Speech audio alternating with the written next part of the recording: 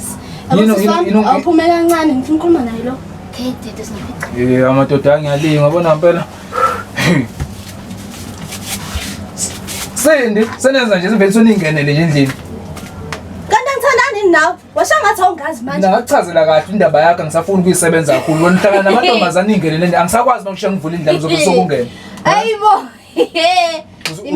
Uzofunana endlini. Ngazi singiske. Mengizobona wena nje. Emva uzongibona ukuthi nginani, uzongibona nginani.